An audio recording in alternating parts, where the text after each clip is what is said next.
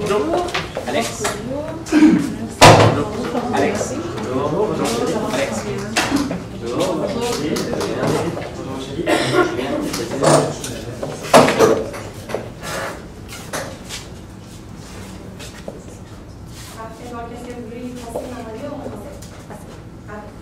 Donc, chaque équipe dispose de 22 minutes afin de présenter son cas au juge ainsi que de 5 minutes de période de questions. Le temps de présentation sera divisé ainsi. Les 5 premières minutes de la présentation sont considérées comme étant premier. Les juges ne peuvent donc pas intervenir lors de cette période. Les 12 minutes suivantes sont considérées comme étant non protégées. Le début de cette période sera annoncé à l'aide de la bande luminante qui va allumer tantôt, tout au long du cours. Lorsque la période non protégée sera terminée, j'éteindrai la lumière. Les juges auront la possibilité d'interrompre la présentation afin de poser des questions clarificantes sur le sujet présenté à ce moment. Chaque juge devra se limiter à 15 secondes pour poser sa question. L'équipe doit répondre à la question, mais peut ensuite continuer sa présentation sans attendre l'accord du juge. Les juges ne pourront pas poser des questions sur un sujet ayant déjà été couvert ou n'ayant pas été encore couvert. Ces questions devront donc être abordées durant la période de questions. Les 5 dernières minutes de la présentation servent à conclure cette dernière. Elles seront donc protégées. J'afficherai les cartons pour les 12, 7 et les 2 dernières minutes, ainsi que les 30 dernières secondes, et je ferai des comptes des 10 dernières secondes avec les notes. Une équipe n'ayant pas terminé sa présentation après 22 minutes se verra arrêtée afin de passer à la période des questions. Une période de questions d'une durée maximale de 5 minutes est allouée au jury à la fin de la présentation. Je tiens à rappeler au jury qu'il est obligatoire de poser au moins une question lors de cette période et que vous êtes limité à une question par diapositive. J'inviterai maintenant le jury à se présenter. Bonjour, moi c'est Alex Normando. Je suis directeur provincial pour une compagnie d'assurance ici au Nouveau-Brunswick. Puis j'ai été compétiteur 2 fois dans le jeu de commence en entrepreneuriat. Juliana Marcotte, consultante senior en management. Julien Robichaud, conseiller en entrepreneuriat ici à Moncton. Est-ce qu'on pourrait voir les cartons de tour, s'il vous plaît?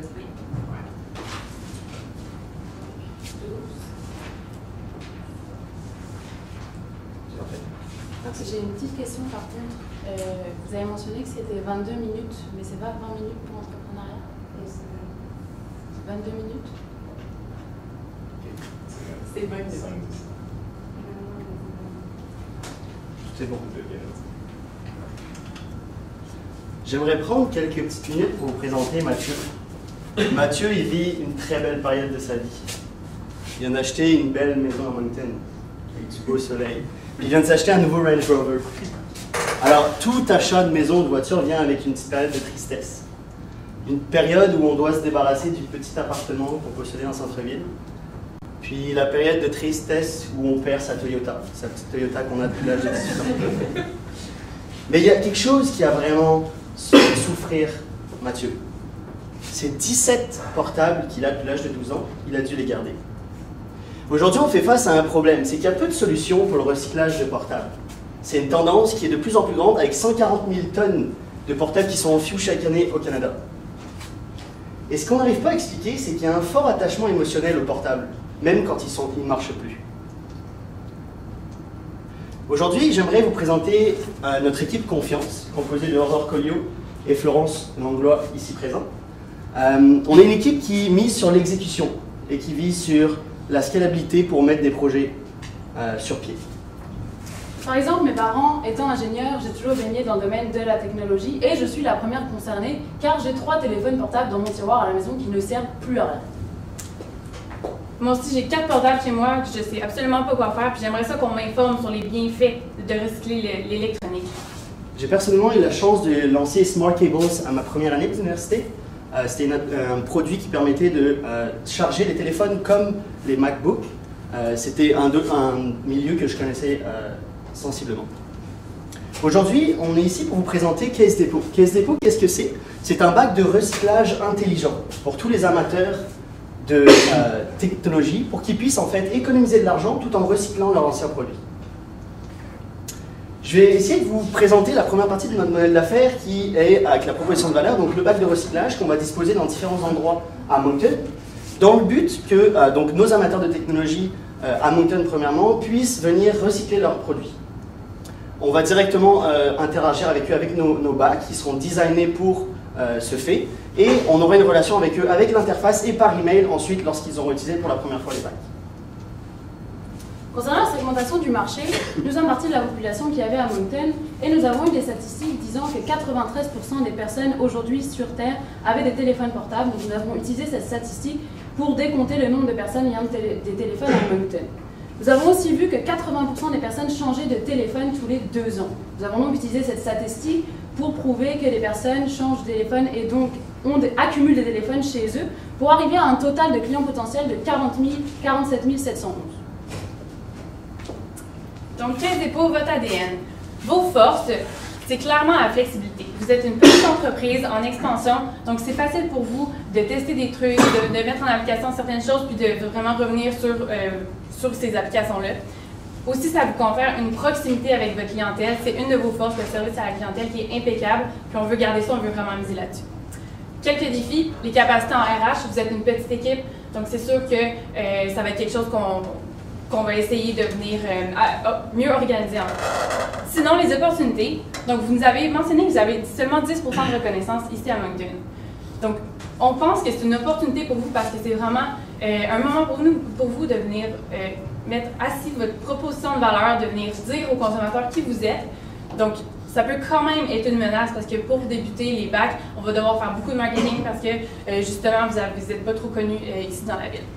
Aussi, vous nous avez mentionné que vous faites partie d'un marché extrêmement compétitif. On le sait, il y a des gros joueurs sur le marché, mais on va être capable de venir mettre l'accent sur les avantages concurrentiels de votre entreprise. Donc, les compétiteurs, quels sont-ils? En fait, c'est les autres options que le client a parce qu'on sait que vous êtes très, très fort sur la réparation de cellulaire, un peu la vente, mais on va vraiment venir essayer de reformer votre modèle d'affaires. Donc, pour ce qui est de la réparation, il y a les concurrents locaux qui le font aussi. Concurrents locaux, on parle ici de petites entreprises, peut-être ceux qui marchent au noir, c'est-à-dire qu'ils ne font pas vraiment de facture ou quoi que ce soit. Sinon, dans les gros joueurs, ils ne font pas de réparation, puis vous le faites. Accessoires, les concurrents locaux ne vendent pas d'autres accessoires, on parle de cases de téléphone, des fils pour les brancher. Les gros joueurs, ainsi que vous le faites. Pour ce qui est de la fidélisation, donc des programmes de fidélisation, les concurrents locaux ne le font pas. Les gros joueurs le font, on parle de Fido, les Fido Points, ce genre de choses-là. Vous ne le faites pas, mais c'est quelque chose justement dont on va mettre l'emphase sur, donc vous allez pouvoir le voir pendant la stratégie. Puis sinon, pour ce qui est du recyclage, donc vraiment un point marquant dans notre stratégie, les concurrents locaux ne le font pas, les gros joueurs ne le font pas, puis c'est quelque chose que vous allez faire. Donc notre vision chez Confiance, avec Confiance, c'est de devenir la référence de la réparation de mobile faite de façon écologique et donc grâce au recyclage. Notre proposition de budget aujourd'hui, par rapport à ce que vous nous avez mentionné, c'est de 73 000 $ pour établir ce projet pour un retour sur investissement de 123%. Et il me fera plaisir de vous expliquer tous ces chiffres plus tard. Alors maintenant, on va rentrer dans la partie d'implantation. Concrètement, comment va se monter ce projet de Caisse Dépôt? Alors, on va avoir des partenaires clés. Tout d'abord, les compagnies de livraison qui vont nous aider à récolter toutes les matières qui vont être déposées dans les bacs, plus un fournisseur de bacs qu'on va vous parler un petit peu plus tard. On va avoir tout de suite notre proposition de valeur et des ressources humaines et web pour s'assurer que dès qu'un client utilise pour la première fois son bac, on puisse le prendre et le faire utiliser nos différents services que Caisse Dépôt peut avoir encore aujourd'hui. Donc on va avoir des activités clés comme l'installation et la récupération des déchets, bien évidemment. Notre produit, concrètement, qu'est-ce que c'est? C'est un bac sensiblement de taille d'une poubelle, donc une capacité de 700 litres approximativement. Et on a donc des capteurs de quantité de contrôle qui nous permettent d'assurer d'envoyer nos rondes de récupération au bon moment. Un design bien sûr attrayant parce qu'il faut que le consommateur soit à l'aise de venir déposer ses produits et puisse comprendre le concept à l'œil nu. Comment ça va se passer? Je vais vous faire une petite démonstration très rapide. La personne qui a des téléphones chez elle va pouvoir rentrer sur notre site, donc caissedépôt.ca, sur le site que vous possédez aujourd'hui, sur le nouvel onglet « Trouver un bac ». Elle va pouvoir voir les 4 premiers bacs qu'on va mettre en place d'ici la prochaine année. Elle va ensuite pouvoir s'y rendre, faire son premier dépôt, tout en inscrivant sur la tablette et l'interface tactile ces différentes informations. On parle du nom, de l'email, mais aussi de la description des différents produits qu'elle met dans la machine. Finalement, elle va pouvoir récupérer les points. Donc, dépendamment de la quantité d'objets qu'elle va rendre dans le bac, elle va pouvoir récupérer ces points pour venir ensuite profiter de promotions et de rabais sur les différents accessoires, récupération ou venir acheter de nouveaux produits chez vous. Donc voilà, ça c'est un modèle de points qu'on a mis en place. C'est sûr qu'il va être important de le définir avec les techniciens de votre entreprise parce qu'on veut s'assurer que le poids et le nombre de points qui sont engrangés avec la machine correspondent à vos attentes. Alors c'est sûr qu'on avait un mandat avec différentes stratégies. Le e-commerce, l'ouverture d'un nouveau magasin ou les cases personnalisables. Ce qu'on a pensé, c'est que cette stratégie de bac va nous permettre d'aller recueillir plusieurs data. C'est-à-dire que quand un utilisateur va rentrer ses premiers objets dans le bac, il va pouvoir nous donner son information qu'on va pouvoir ensuite réutiliser pour aller lui proposer des nouveaux produits. Le e-commerce devient une force, mais il y a des gros joueurs comme Amazon ou dans les personnalisations de case, on trouve Vistaprint qui ship à peu près partout dans le monde. Donc on a pensé qu'une nouvelle stratégie pour aller acquérir de nouveaux utilisateurs qui ensuite peuvent être dirigés vers des nouvelles offres va être beaucoup plus rentable. Alors bien sûr, c'est un modèle qui est innovant, mais qui fonctionne. Il fonctionne à Montréal avec Electrobac, mais aussi à Toronto. C'est des compagnies qui sont très innovantes, donc toujours des PME, mais qui ont su tirer leur épingle du jeu sur le marché. Donc, pour ce qui est de la distribution, c'est sûr qu'on va devoir aller s'insérer dans les endroits où le consommateur type va visiter. Il faut que ce soit facile pour lui d'aller recycler son téléphone ou ses batteries, peu importe. Donc, on a pensé à quelques endroits dans la ville de Moncton, université, en magasin bien sûr, la loterie atlantique, Assomption-Vie, c'est des idées, c'est sûr que c'est à voir, mais l'important là-dedans, c'est qu'on veut se positionner dans des endroits qui vont être faciles d'accès. Donc, le client type, qui est-il? C'est Mathieu. Mathieu, il a quel âge? 24, 34, 45, peu importe. L'important, c'est qu'il habite à Moncton, il travaille à Moncton, il fait toutes ses activités à Moncton. C'est quelqu'un qui utilise son cellulaire à tous les jours. C'est un outil et non un jouet pour lui. Donc, évidemment, s'il brise, il va s'en acheter un autre. Donc, ça entraîne qu'il y en a sûrement comme nous tous, 3, 4 qui dorment chez lui. Il ne sait pas trop quoi faire avec, il n'a jamais été vraiment sensibilisé au recyclage d'électronique. Donc, c'est quelque chose qu'on veut faire pour lui. Et c'est un phénomène qui va inévitablement s'empirer avec les années. La nouvelle génération, les digital natives, donc les générations Z, c'est des gens qui sont nés avec Internet, donc avec la technologie, puis c'est sûr et certain que les appareils vont devenir de plus en plus désuets et ils vont s'accumuler, ce qui cause des dommages environnementaux. Donc, comment on va aller rejoindre Mathieu, tous les Mathieu de Moncton? Donc, premièrement, ça va être avec du marketing web, bien évidemment. On sait que vous en faites déjà, SEO, SEM, on va faire du reciblage, des publicités Facebook. L'important dans le marketing web, c'est d'être trouvé par le consommateur, par Mathieu. Ensuite, on va faire de la publicité locale. Comme c'est une initiative de Moncton, on veut faire de la publicité pour les gens de Moncton. Donc, la meilleure façon de faire ça, c'est par les journaux et la radio. La radio, c'est déjà un endroit où vous êtes déjà présent, donc on va juste réitérer là-dessus pour se faire connaître. Ensuite, c'est sûr que le design du bac va être à penser, à revoir, parce que ça va être vraiment important de mettre les couleurs de votre entreprise. C'est une façon de faire du marketing vraiment facile parce que les bacs vont déjà être là. Donc, on veut vraiment que quand les clients voient le bac, ils pensent à Caisse Dépôt. Ensuite, on veut aussi faire du marketing de contenu. On l'a dit, c'est super important pour que le projet fonctionne, que vos clients soient informés de toutes les conséquences que le non-recyclage des électroniques peut causer à l'environnement et tout cet univers-là. Donc, on va faire du marketing de contenu. Donc, c'est sûr qu'il va falloir optimiser votre site web en premier temps.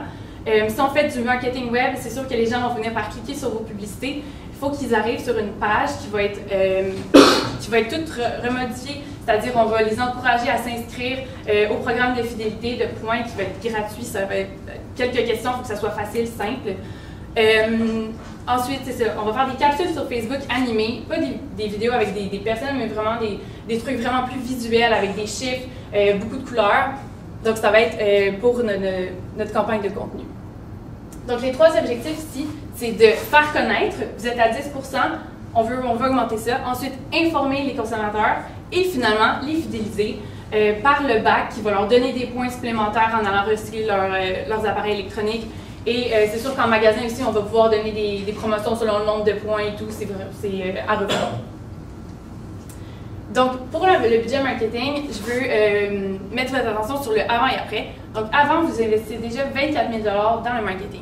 Nous, on veut vous faire une augmentation de 25 000 $. Ça peut paraître beaucoup, Mais comme vous êtes une start-up et on veut absolument que le projet marche, on va mettre beaucoup d'efforts là-dedans. Donc, c'est important de venir faire le suivi avec un marketing qui va être bien cousu, qui va être bien ciblé pour le consommateur, d'où les investissements de 25 000 $ supplémentaires. Donc, dans ces 25 000 $-là, il va y avoir le design des bacs, les publicités par journaux, tout le marketing web qu'on va vraiment venir peaufiner, le site web et bien sûr le marketing de contenu qui va devoir être fait par des experts. Donc, ça demande déjà des investissements aussi. Donc, on vous a déjà dit qu'on mettait de côté pour l'instant le e-commerce et les autres alternatives. Mais dans 5 ans, avec cette campagne-là, vous allez avoir de la reconnaissance supplémentaire de la part de tous les habitants de Moncton, puis ils vont avoir confiance en vous. Donc, dans 5 ans, ça va peut-être être possible pour vous d'élaborer le commerce en ligne. En fait, ça va sûrement être, c'est probablement possible.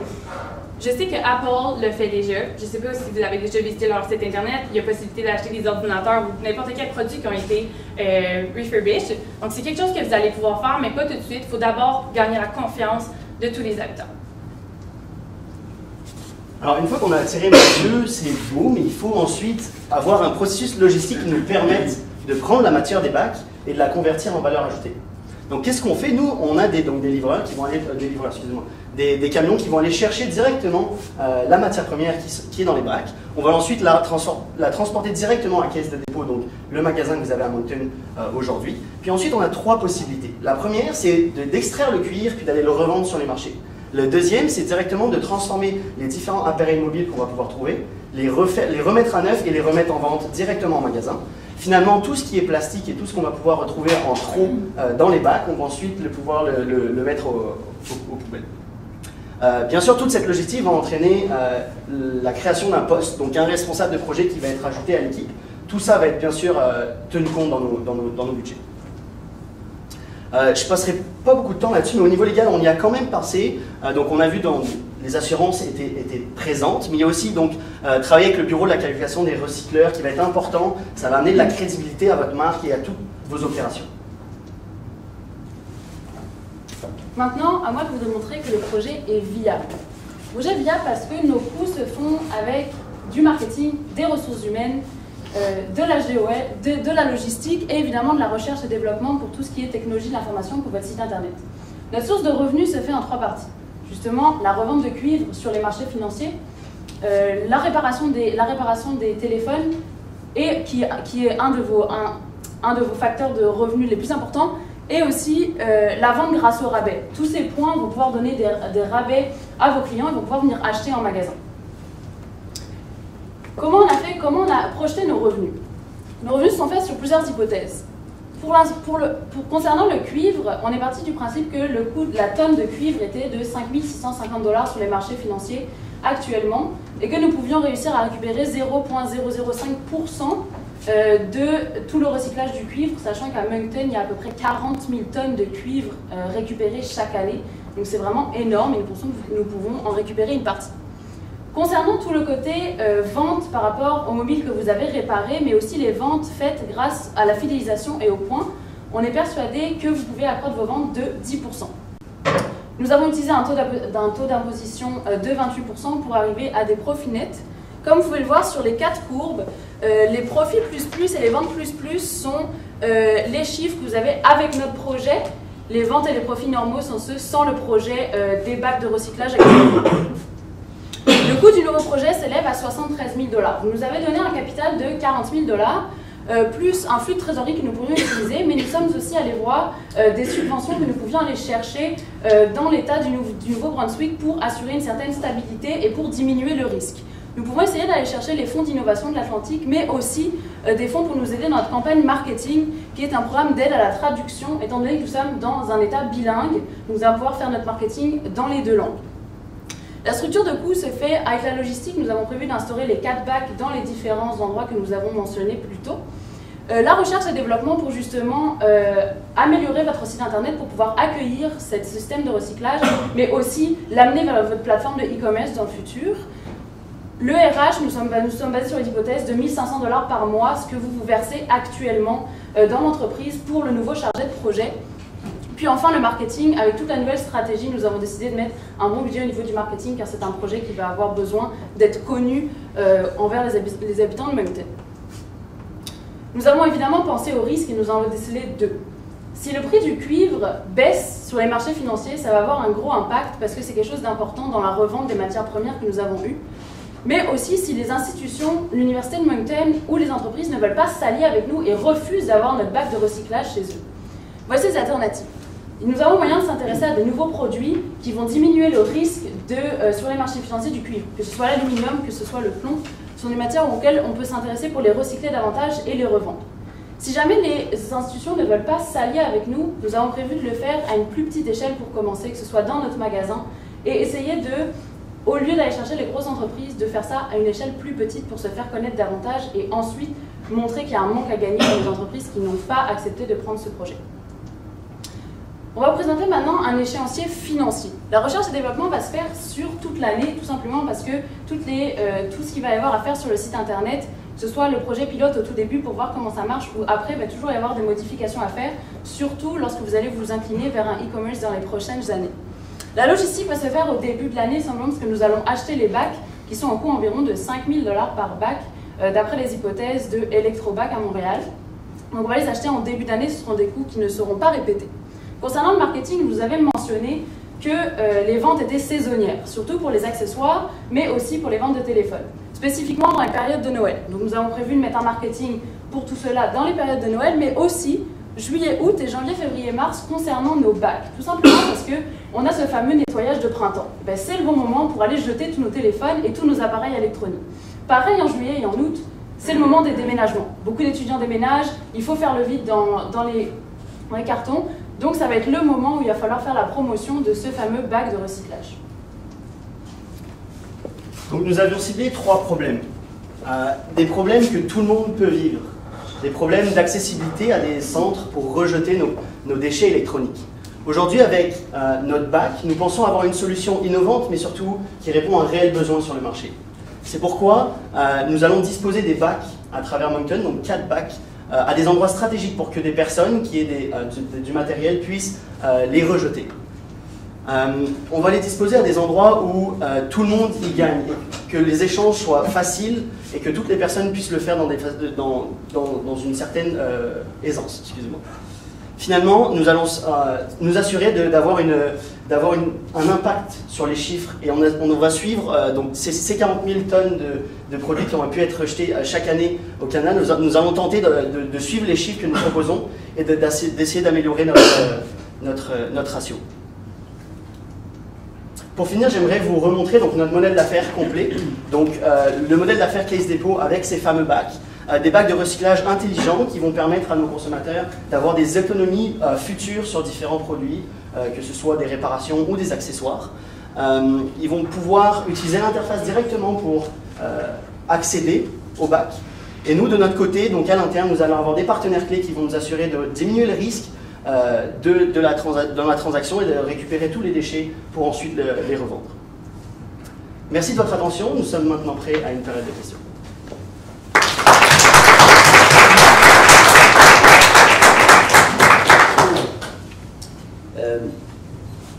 Alors, qu'est-ce que le pourcentage de téléphones que vous pensez que vous allez revendre comparé à que vous allez être obligé de vendre le cuivre?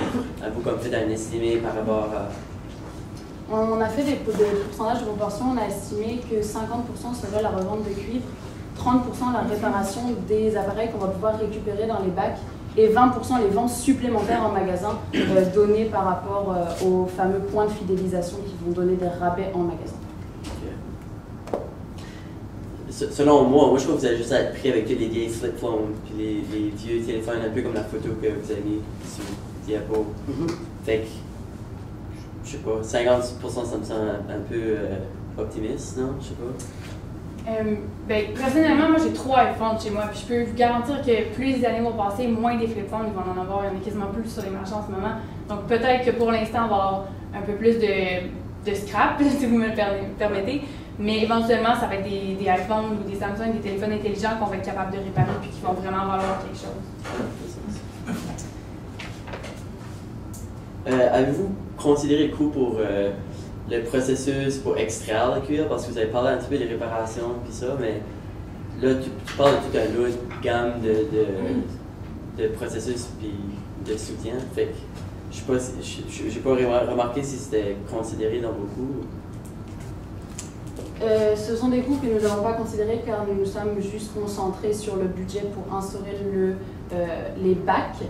L'extraction du cuivre, comme ce n'est pas un domaine dans lequel nous sommes experts, nous avons pensé à le rendre externe et à décentraliser tout ceci, mais ça ne fait pas partie des coûts aujourd'hui dans le budget. Puis avez-vous ciblé des partenaires qui seraient bons pour vous aider le côté recyclage à Moncton? C'est sûr qu'il y a des organismes canadiens. À Moncton, on n'a pas trouvé exactement de partenaires avec qui s'affilier, mais par contre, il y a différents organismes qui vont pouvoir nous aider à implanter cette solution. Puis on pense que finalement, peu importe les téléphones, les matériaux qu'on peut récupérer, ce sera toujours une très belle image pour Case Depot. Puis ça va s'en suivre avec une reconnaissance de marque qui va être meilleure, je pense, au point de vue du moins des millennials qui se soucient de où est-ce qu'ils remettent leurs déchets, puis ainsi de suite. Quel système de contrôle vous allez pouvoir mettre en place pour s'assurer que ce qui rentre dans les bacs, c'est vraiment ce que le monde indique?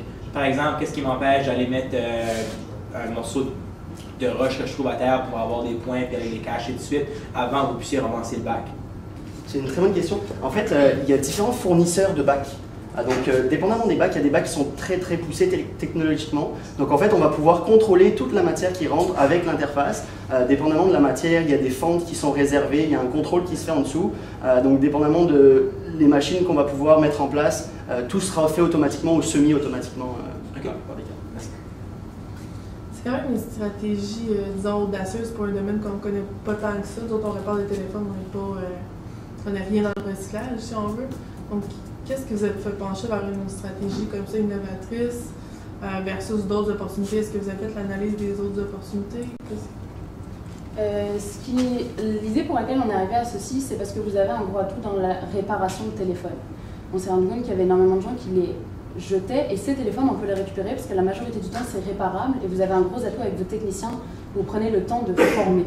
On s'est dit que c'était vraiment important pour vous de pouvoir les utiliser, sachant que c'est 35% de vos ventes annuelles, ces téléphones réparés. C'est pour ça qu'on s'est engagé là-dessus et que c'était un gros problème aussi écologique et que ça pouvait vous donner justement toute cette reconnaissance. C'est pour ça qu'on est allé faire ce type d'innovation.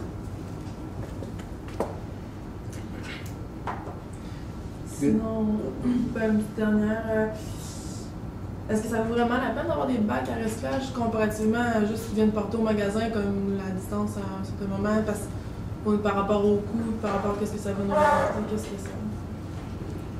Actuellement, Case Depot a seulement un seul magasin à Moncton et le déplacement, c'est un des inconvénients dans le recyclage. Énormément de gens ne font pas recyclage tout simplement parce que ce n'est pas accessible. Donc en faisant ces bacs-là et en les mettant à des endroits stratégiques et judicieux pour atteindre le maximum de personnes, on avait plus de chances de pouvoir recycler que tout le monde se déplaçait dans un seul magasin à Moncton. Merci. Merci beaucoup.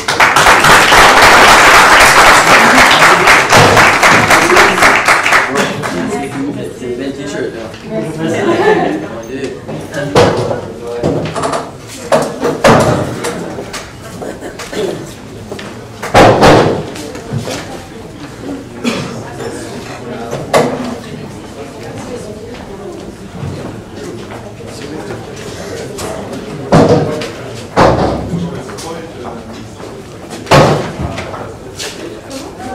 Ça va avoir rien comme